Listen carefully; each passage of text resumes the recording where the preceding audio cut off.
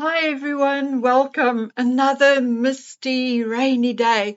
I'm not too fond of the grey, windy days, but when it rains like it did last night and this morning, I love it. I feel so cozy and fortunate inside my little home.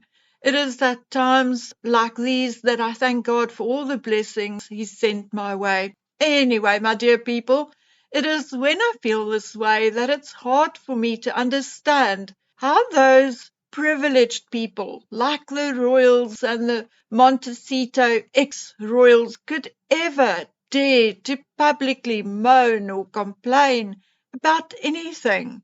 Yes, among family it's different because back at the ranch we all have crosses to bear, and each person, no matter how rich or poor, has a cross tailor-made just for him or her. And whether you believe in God or something else or not at all, it does not matter. Each person has that metaphorical cross to bear.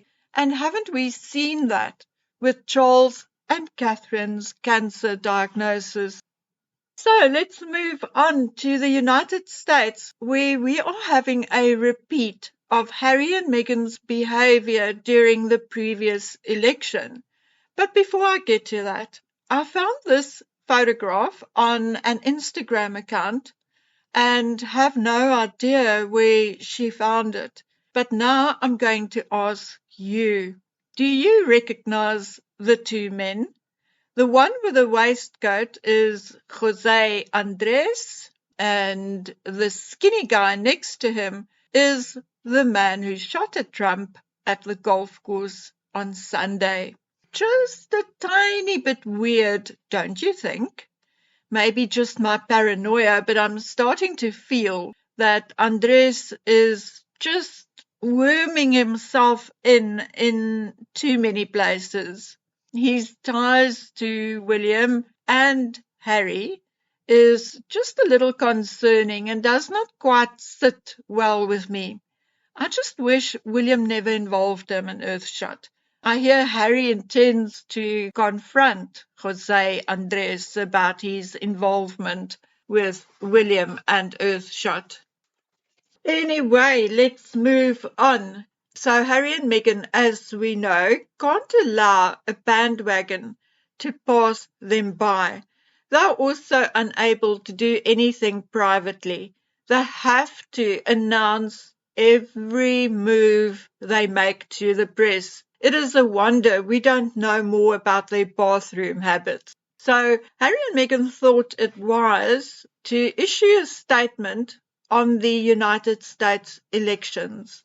On their Archwell website, they posted the following statement. Voting is not just a right, it's a fundamental way to influence the fate of our communities.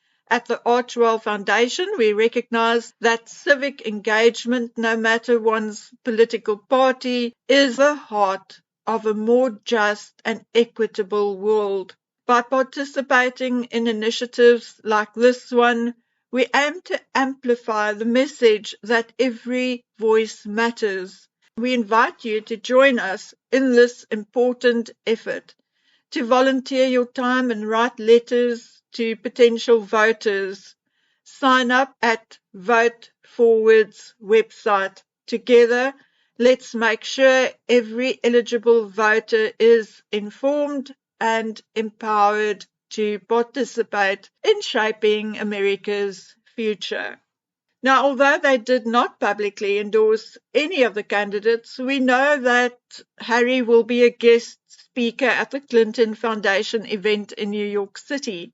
A few hours ago, it was also announced that Harry will join forces with Joe Biden, the governor of New York, and the governor of Kentucky at the Clinton Global Initiative. So not just Jose Andres and Matt Damon, as was previously announced. So, who of you are prepared to tell me that Harry and Meghan are not endorsing the Democrats? Because I'm sorry, I will tell you, you are blind and naive. What else can we call this then? Now, regardless of Harry's visa application not being made public, and regardless of us not really knowing what type of visa he's on, Harry is still a British citizen and not an American citizen. And Harry is still a Prince of England and the realm and the Commonwealth, a foreign title in America, as America is not a country in the British realm, and King Charles is not America's head of state, and America is not even part of the Commonwealth. Harry has no right to say anything or interfere with the United States elections. None. This could very well turn into an international incident.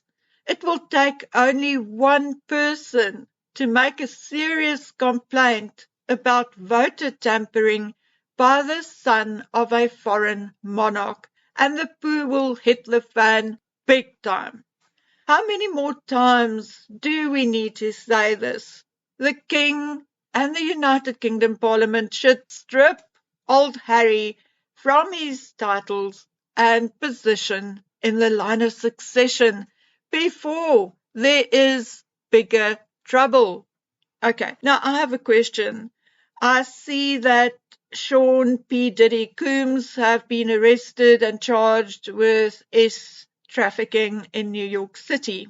We touched on this before, and we know that Harry and William met with P. Diddy at an after party for the Diana concert in 2007. Now, that's years ago.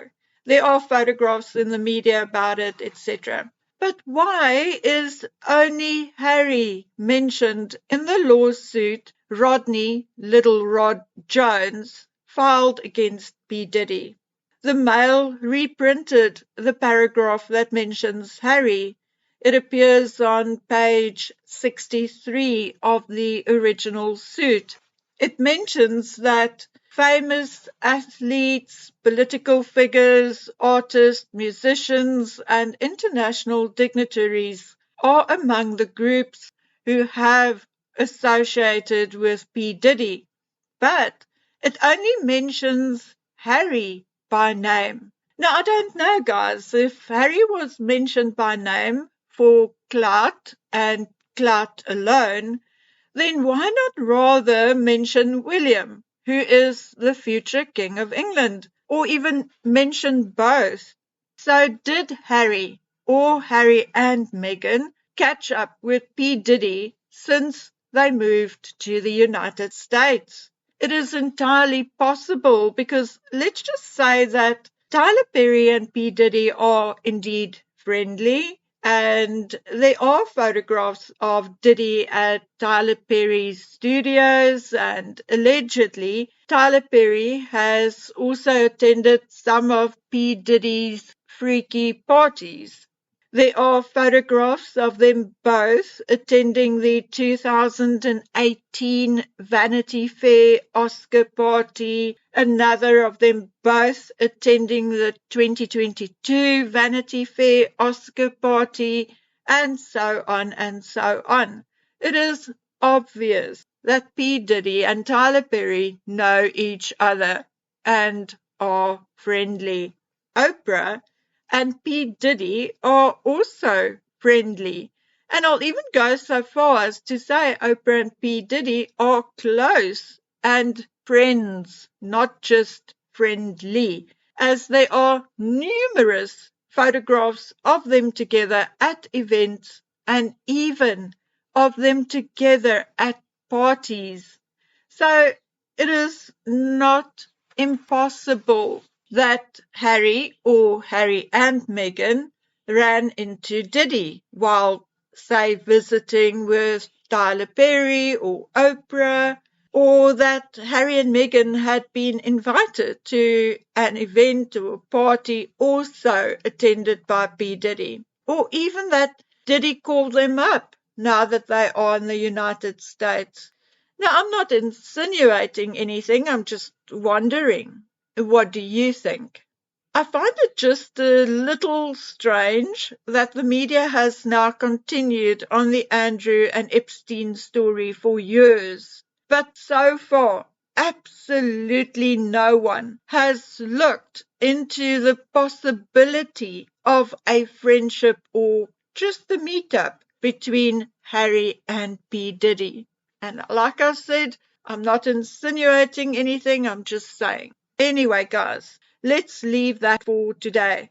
These are indeed evolving stories, so we'll just keep an eye out. So until we get together for the next story, please take good care of yourselves. Bye.